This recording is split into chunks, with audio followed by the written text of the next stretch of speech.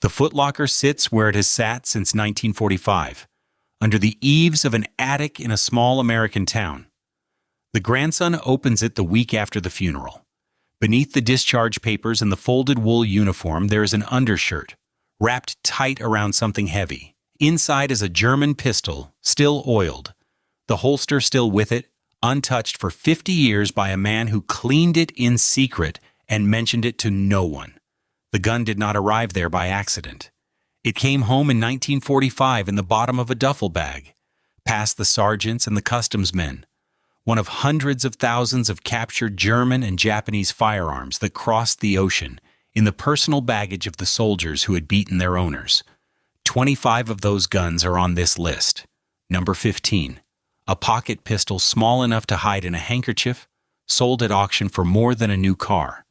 And number 7 carried the future of every army on Earth inside its receiver. The attics are being opened now. The stories are running out of time. Number 25, the Astra 600. The pistol at the bottom of this list came from a country that never entered the war. In 1943, with its factories under bombardment and its armies bleeding sidearms on 2 fronts, Germany placed an order with Unceda in Compania of Guernica, Spain, the Basque town the Luftwaffe had leveled 6 years earlier, for a heavy 9mm service pistol designated the Astra 600. The Reich ordered roughly 50,000. Only about 11,000 ever crossed the Pyrenees. Then the Allies broke out of Normandy in the summer of 1944. The border route closed, and the remainder of the contract sat in Spain, crated and undelivered, while the customer came apart. That arithmetic is what makes the gun matter. A GI who pulled one from the holster of a surrendered German officer in the last winter of the war was holding one of the few that ever reached the front, and he almost certainly did not know it. It went into the duffel bag beneath the socks and the shaving kit, rode a troop ship home in 1945, and settled into a bottom drawer in Ohio or Pennsylvania. For 50 years, the family called it some old foreign automatic. The Spanish crest meant nothing to them.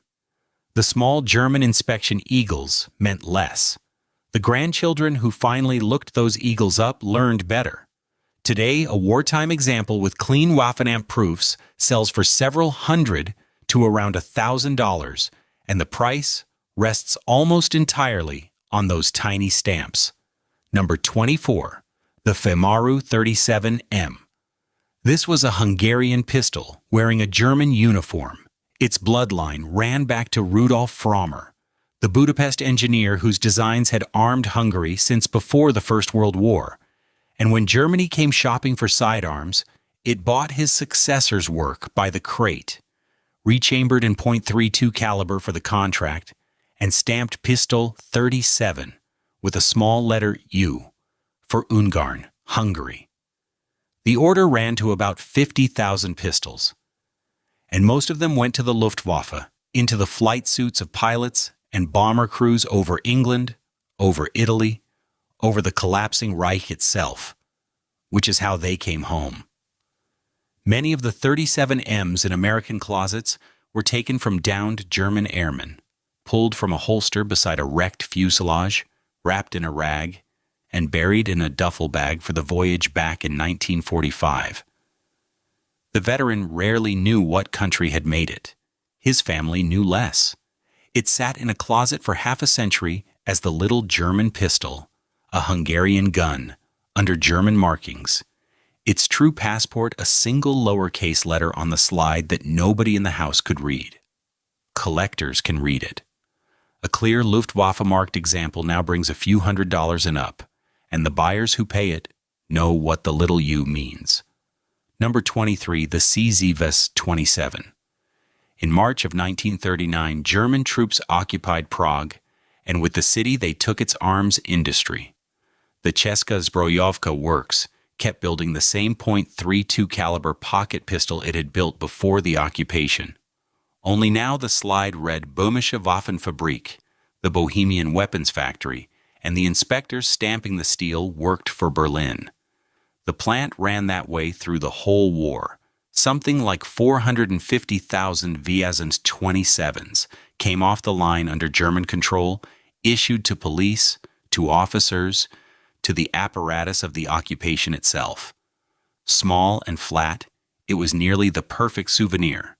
It slipped into a pack without a bulge, slipped past the docks without a question, and slipped into American life without a trace. Thousands of them spent the next 50 years in sock drawers, in glove boxes, in the back of a desk, passed off as an ordinary pocket gun a man might have bought at any hardware counter. The veteran said nothing. The pistol said nothing. The drawer stayed shut. Then a grandchild cleaning out the house turned it toward the light and noticed the tiny German eagle stamped into the slide, and the ordinary pocket gun became something else. A genuine Nazi-marked example in excellent condition now fetches around $500 to $850. And the eagle is the reason. Number 22, the Steyr Hahn model 1912. Some of the guns in American duffel bags were older than the men who carried them. The Steyr Hahn was an Austrian service pistol of the First World War, built in the town of Steyr and carried by the Emperor's soldiers against Italy and Russia a generation earlier. It should have ended as a museum piece. Instead, when Germany annexed Austria in 1938, the Wehrmacht inherited the old stocks, and the Steyr factory rechambered some 60,000 of them for the German 9mm cartridge, stamping the numerals 08 on the slide so that troops would grab the same ammunition as the Luger. A GI who took one off a surrendered second-line soldier in 1945 carried home a relic of one war pressed into service for a second. He likely never knew that either.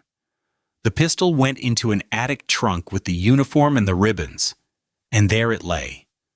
Through the 50s, through the moon landing, through the funerals, until an estate sale forced the family to ask what the strange old automatic even was.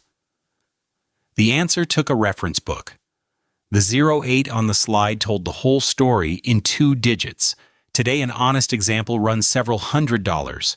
And the rechambered German-marked guns, the ones that fought in both wars, climb past 1,000. Number 21, the Mauser model 1934.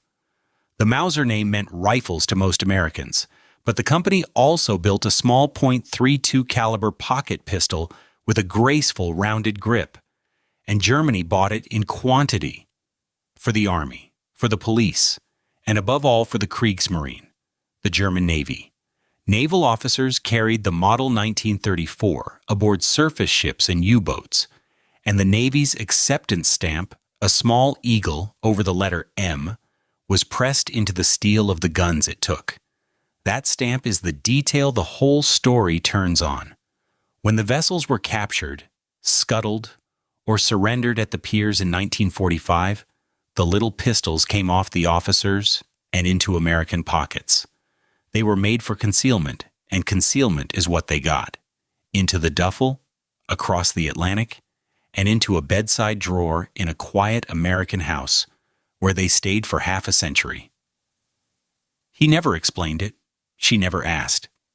The drawer opened for reading glasses and aspirin, and the pistol lay beneath them, wrapped in a handkerchief, a piece of the German Navy sleeping 18 inches from a sleeping man who had helped destroy it. The grandchildren who found them learned to look for the eagle over the M. A plain model 1934 is worth a modest few $100s, but a Kriegsmarine marked example commands several hundred more, sought by collectors of German naval arms for a stamp the size of a grain of rice. Number 20, the German flare pistol. The German flare pistol was the trophy nobody thought twice about, and that is how it crossed the ocean.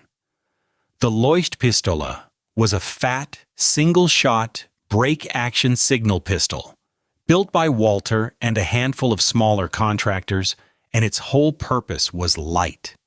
It arced colored flares over the front lines to mark positions, to call for artillery, to warn of an advance in the dark.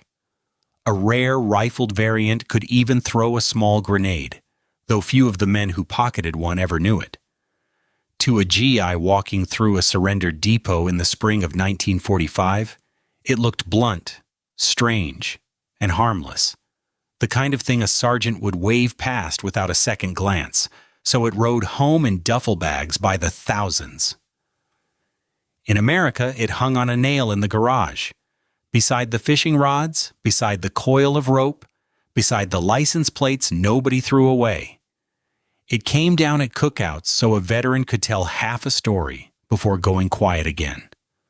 Most families decided it was a starter pistol, and the veteran let them believe it. It hung through 5 decades of dust and paint splatter, until a grandchild finally turned it over and found German lettering on the frame. Collectors now hunt the aluminum-framed guns and the rare double-barreled versions.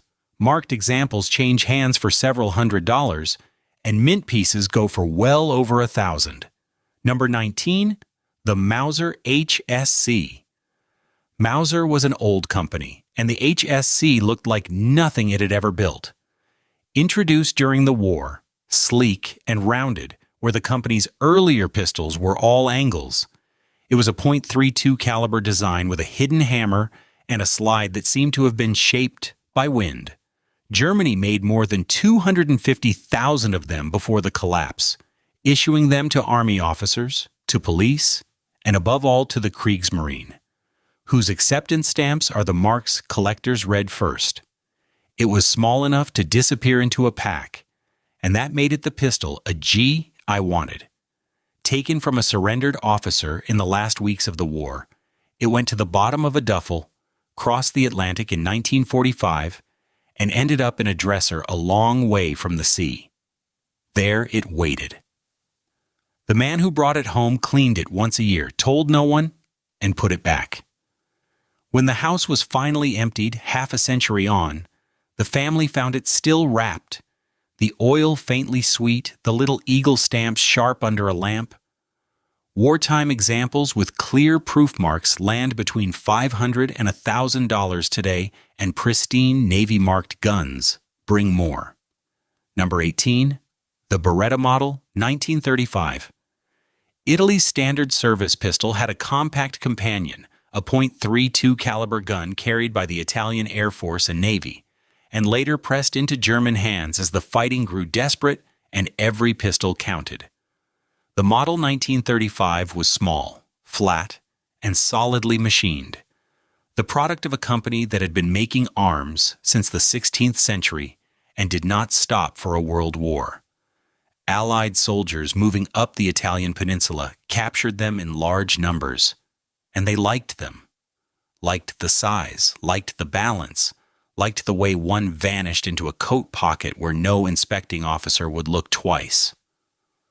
Home it came in 1945, into a cigar box on a closet shelf, brought out rarely and explained even more rarely. Sons grew up knowing the little gun existed and knowing not to ask. The blue wore thin at the muzzle, across decades of quiet keeping, and when the grandchildren finally lifted it out, the Italian markings meant nothing to them until a collector read the frame. Wartime marked examples sell for several $100s, and the ones still paired with an original holster bring the strongest prices. Number 17, the Japanese Type 26 revolver. By decades, this was the oldest design on the list, and it was still on the battlefield in 1945. Developed at the Koishikawa Arsenal and named for the 26th year of the Meiji era, which is 1893, it was the first modern revolver the Imperial Japanese Army ever adopted. A top-break, hammerless design. It belonged to the age of cavalry sabers and coal smoke, and it was obsolete before the war it ended up fighting had even begun. But Japan never had enough pistols, so the old revolvers stayed in the holsters of officers across the Pacific, and when those officers surrendered or fell, the Type 26 passed into American hands. It was compact, it was curious, and it took up almost no room in a duffel bag. It came home from islands whose names the veterans would not say out loud, and then it vanished into a drawer for good. A revolver designed when Grover Cleveland was president lay under folded shirts in an American bedroom for 50 years, and the widow who found it there had no idea it existed. The grandchildren who inherited it usually guessed it was European. It was not. Clean examples draw roughly $500 to $1,200 from collectors of Japanese arms today. Number 16, the Arisaka Type 38 rifle. Here was a long gun that should have been impossible to smuggle, and it came home anyway. Adopted in the 38th year of the Meiji era, 1905, it was a 6.5 millimeter bolt-action rifle of unusual length, longer than the men who carried it in some Japanese units, and it remained in wide service through the entire Second World War. In the Pacific, it was everywhere. In the caves of Palayu, in the surrender stacks of 1945, it was one of the most common weapons a Marine or GI could claim. The length that made it awkward in the jungle made it awkward in a duffel bag too, and so it traveled home lashed to sea bags, broken down or carried openly with a capture tag tied to the trigger guard.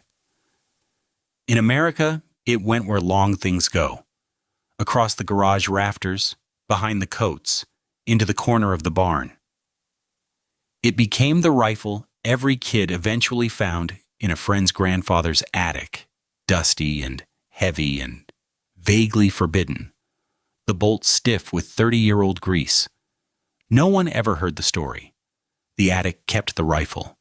Plain examples remain among the most affordable of all war trophies, around $200 to $700, depending on condition and on whether the Imperial chrysanthemum still survives on the receiver. Number 15, the Sauer 38H. It was a pocket pistol in the most exact sense of the term, a flat point .32 caliber automatic small enough to disappear into a folded handkerchief. And J.P. Sauer & Son built roughly 200,000 of them between 1938 and the collapse of 1945. The hammer was hidden inside the slide. The lines were smooth as a river stone, and the German police and officer corps carried it the way an American businessman carried a fountain pen. It went into the holsters of the Reich's functionaries, and it came out of them at gunpoint. For a returning GI, it was the easiest trophy on this list. No crate, no rafters, no explaining at the dock. A Sauer rode home in a shirt pocket, in a shaving kit, in the toe of a spare boot, and a signed capture certificate for one, was a common sight in a discharged officer's papers. Then it vanished. Into the footlocker, into the attic, into 50 years of a silence the family learned not to press. Most surfaced only after the funeral, and most are modest guns still. But provenance changes everything. In 2004, a Sauer 38H that had belonged to the Waffen-SS General Sepp Dietrich crossed the auction block and sold for $43,125. More than a new car, for a pistol a man could hide in a folded handkerchief. Number 14, the Beretta model, 1934. Italy adopted it in the year that gave it its name, a compact .380 caliber automatic, beautifully machined in an era when Italian industry could still afford to be beautiful, and well over 1 million were made across its long production life. It armed the officers, it armed the machine gun crews, it armed the army that broke apart in the sands of North Africa and on the beaches of Sicily. When Italian units surrendered, they surrendered by the division, and the little Berettas came off their belts as fast as American hands could take them. The Beretta was the perfect, quiet souvenir. Small enough to lose inside a rolled pair of trousers, solid enough to survive the crossing, handsome enough that a man kept reaching for it years later. Home, in 1945, it went where small things go in an American house, and it stayed. It came off the shelf a few times a decade, and the explanations came less often than that. Diaries note men who kept one their whole lives, the bluing worn silver where a thumb had rubbed it through decades of picking it up and putting it back down without a word. The grandchildren found them where the grandchildren found everything, in the week after a funeral, a foreign pistol lying beside the good watch and the cufflinks, a wartime dated gun with matching numbers in its holster, especially with bring-back papers, opens at several $100s and rises from there. Number 13, the Carcano Model 91.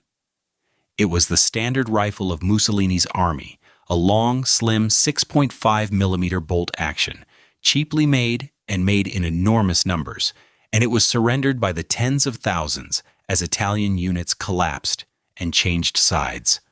The men who fought their way up through North Africa and Sicily carried them home almost casually. Captured enemy long guns could be kept with the right paperwork, and the Carcano was never anyone's prize. It was the trophy a man took because it was there.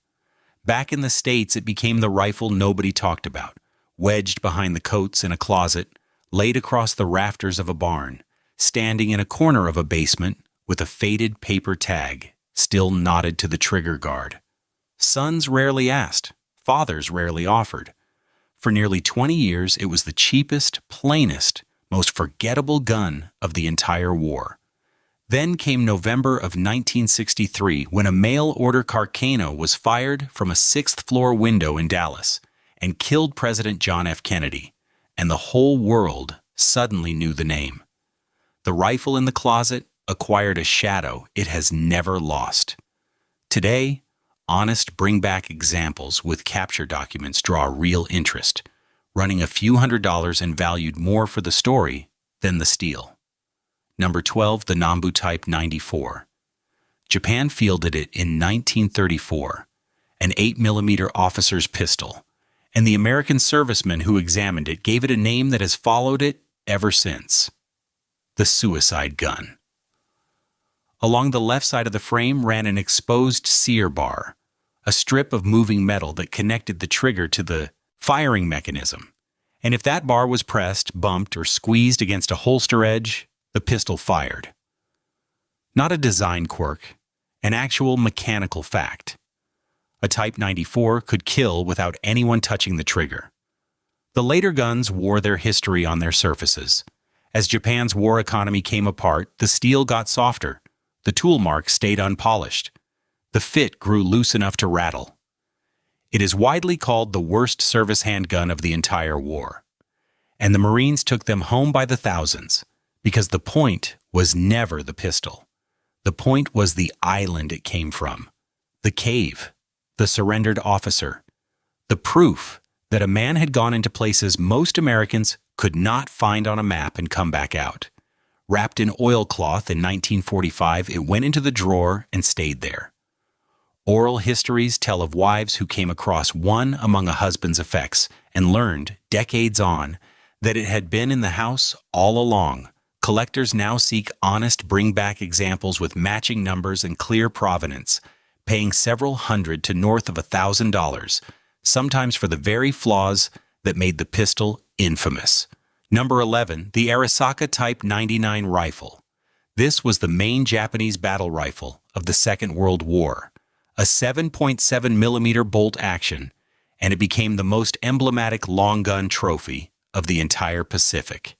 It was taken from foxholes, taken from caves, taken from the surrender piles that rose like cordwood in the fall of 1945.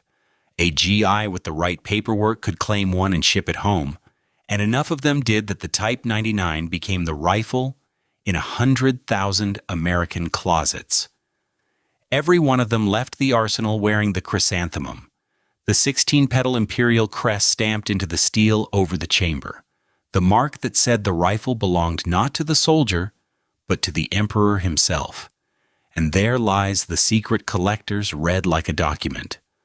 On rifles surrendered at the war's end, the crest was deliberately ground off, a few seconds at a grinding wheel to spare the emperor the disgrace of his property in enemy hands. Rifles taken in battle never got that mercy.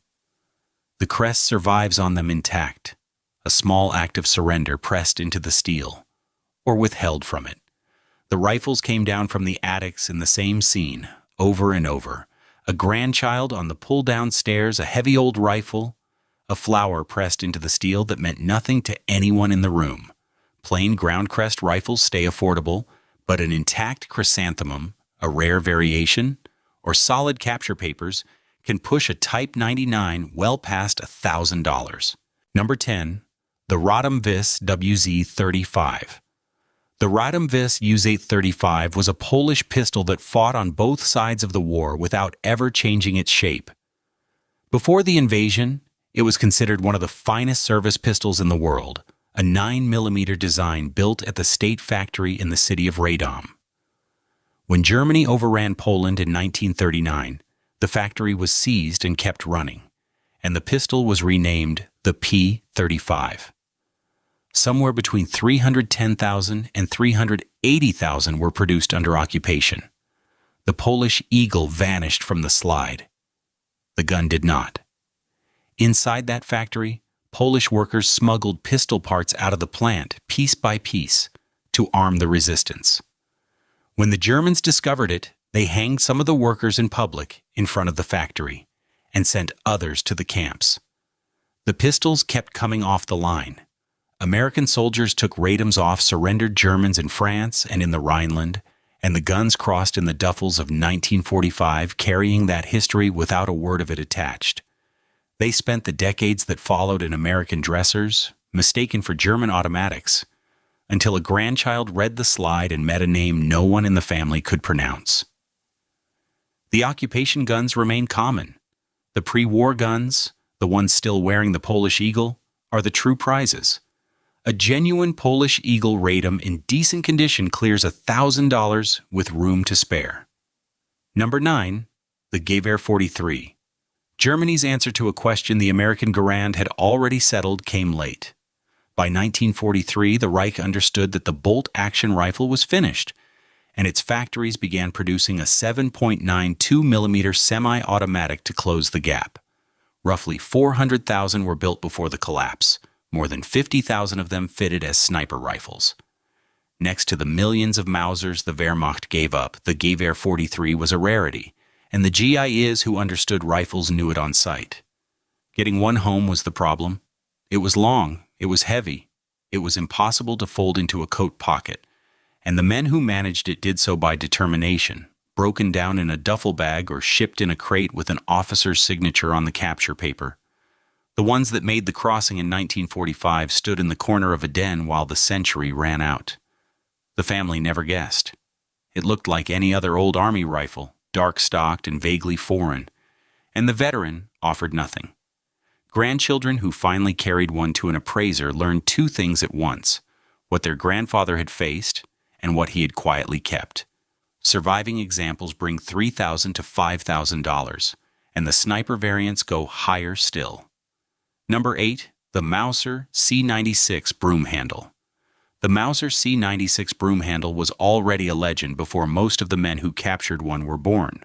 The box magazine sat ahead of the trigger, the grip curved like a broom handle, and the wooden holster doubled as a shoulder stock, a silhouette from an adventure serial rather than a hardware store. Most were chambered for the 7.63mm cartridge, and by the Second World War many were heirlooms, carried by German officers whose fathers had carried them first. A GWII who found one guarded it fiercely. He guarded it from his own squad. He guarded it through the sensors and the docks. He guarded it across the Atlantic in the bottom of a duffel bag in 1945. He understood even then that he had taken something rare. Back home, the broom handle became the crown of the footlocker. Once a year, perhaps, it came out, shown to a lucky nephew, turned over in the lamplight, fitted back into its wooden holster, and returned to the dark of the closet. The stories that should have come with it stayed sealed. 50 years later, the grandchildren lifted the wooden case out of the footlocker and found a pistol unlike anything they had ever seen. And the appraisers confirmed what the veteran had always known. Clean bring-back examples now reach well into the thousands of dollars. Number 7. The Sturmgewehr 44. The Sturmgewehr 44 is the gun this list promised you. The one that carried the future of every army on Earth inside its receiver. Fielded by Germany in the last years of the war, it fired a shortened 7.92mm cartridge from a 30-round magazine in single shots or on full automatic, and it was the first true assault rifle ever. Mass-produced. The Kalashnikov descends from its logic. The American M16 descends from its logic. Every service rifle carried by every soldier in the world today descends, in a straight and traceable line, from the weapon a German teenager dropped in the snow in 1945. The GIs who picked them up were holding the next 70 years of infantry warfare, and almost none of them could keep it. A full automatic weapon could not simply ride home in a duffel bag and sit in a closet. Federal law reached even into the attic. The survivors were deactivated, welded, or properly registered, and the registered ones went into safes and stayed there, shown over the years to a handful of trusted men by veterans who knew what they were holding. That paperwork is now the whole game. The federal rolls have been shut for decades, and nothing can ever be added to them. A legally transferable Sturmgewehr 44 sells today for roughly $27,000 to $40,000. More than a new pickup truck for a rifle that came home in a duffel bag. Number 6. The Nambus Type 14. The Nambus Type 14 was the pistol every Marine in the Pacific wanted. The slender 8mm officer's sidearm Americans called the Japanese Luger for its profile. Something like 400,000 were produced, and they came into American hands island by island. From surrendered officers, from captured command posts, from the fierce defenders of places whose names became legend. It was small enough to conceal and prestigious enough to treasure, the most coveted handgun trophy of the entire Pacific War. It crossed the Pacific in 1945 and went into the nightstand. On rare evenings, a father brought it out, told one story, and fell silent again. And the family learned there would not be a second. The grip angled backward unlike anything American made, and children who glimpsed it understood only that it was foreign and that it was not to be touched. Many stayed exactly as packed. Matching numbers, the clamshell holster, the spare magazine, sometimes a sheet of wartime newspaper still folded around the steel. Frozen at the moment, a young man sealed the war away. More than one widow met the pistol for the first time in the week after the burial. Grandchildren find them now, cleaning out the last houses of that generation, and the oilcloth unwraps the same way it wrapped. Collectors chase matching examples with intact holsters and clear provenance, and a fine bring-back Nambus seldom sells below $1,000, with matched sets going well beyond. Number 5. The Walther PPK. It was a small pistol, chambered in .32 and .380 caliber, flat enough to disappear into a coat pocket, and it belonged to the men who ran the machine rather than the men who fought for it. Party officials carried it, staff officers carried it, Gestapo men carried it, and on the 30th of April, 1945, in a concrete bunker beneath the Reich Chancellery in Berlin, Adolf Hitler put one to his own head and ended the war's central life with the war's most elegant sidearm. A GY who lifted one from a captured officer had no way of knowing that the same design would become famous all over again decades later, in the hand of a fictional British spy. He knew only that it was small, that it was beautifully made, and that it fit in a duffel bag with room to spare. Home it went, to the back of a bedroom drawer, its history sealed behind the veteran's silence. The families who found them later usually assumed they were holding an ordinary pocket automatic. The eagle stamped into the slide said otherwise, to anyone who knew how to read it. Most did not ask. The man who could have answered had spent 50 years not answering. A wartime PPK bearing the Nazi eagle stamp brings $3,000 and more today, several times the price of the same pistol without the markings. Number 4. The Mauser K98K. This was the rifle of the German infantry, a 7.92mm bolt action produced in the millions, the gun in the hands of most of the German soldiers an American ever faced. It was everywhere on the battlefield, and everywhere in the surrender piles, stacked in courtyards and depots from Normandy to the Elbe, and here the paperwork comes back, the War Department's capture paper system, an officer's signature on a slip, a trophy made legal. Might as well have been built for this rifle. No trophy moved through it in greater numbers. A GI presented the rifle, an officer signed the certificate, and one more Mauser boarded a troop ship. Back in America, it became the deer rifle nobody explained. Some were sporterized in garage workshops, the military stock cut down, the sights swapped, the eagle stamp still visible if you knew where to look. Others stood original in a corner for 50 years. It was hunted with every autumn, cleaned every winter, explained never. To the family, it was simply the old Army rifle. The word Army was doing quiet work in that sentence. Today, the sporterized guns bring little, but an all-original K98K with the right maker code and its capture papers intact sells for around $2,000 to $4,500, the paper often worth as much as the steel. Number 3, the MP40 submachine gun. Folding stock, long side magazine, stamped steel. The weapon Americans wrongly called the Schmeisser, and the sound of the German infantry in every account of the European war. It has stood in for the German soldier in 1,000 films since.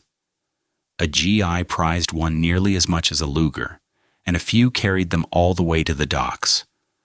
But an MP40 was not a pistol in a sock drawer. It was a full automatic weapon, and full automatic weapons could not simply sit in a closet in Ohio. The law caught up with them, slowly and then completely. Some were deactivated, their receivers welded into silence. Some were quietly turned in over the years, dropped at police stations by widows and sons, and some, the smallest number, were properly registered under strict federal rules, entered into the government's rolls, and kept. Those registered guns became the crown jewels of the trophy world, held in safes and shown only to the trusted few, owned by veterans who understood what they had. The registry closed in 1986. No new legal examples will ever exist. The supply is fixed, and the men who created it are gone. Today, a legally transferable registered MP40 is worth an extraordinary sum, often $16,000 to $40,000, the price driven as much by the paperwork as the weapon it describes. Number 2, the Walther P38. Germany took it into service in 1938 as the Luger's replacement, a 9mm pistol with the same power that could be built in half the time. And by the war's later years, it was the standard German sidearm, pulled from surrendered officers and captured armories by the thousands. To a GI, it sat just a step below the Holy Grail, sleek, modern, businesslike, and unmistakably the enemy's. Home it traveled. Some men locked theirs in safe deposit boxes.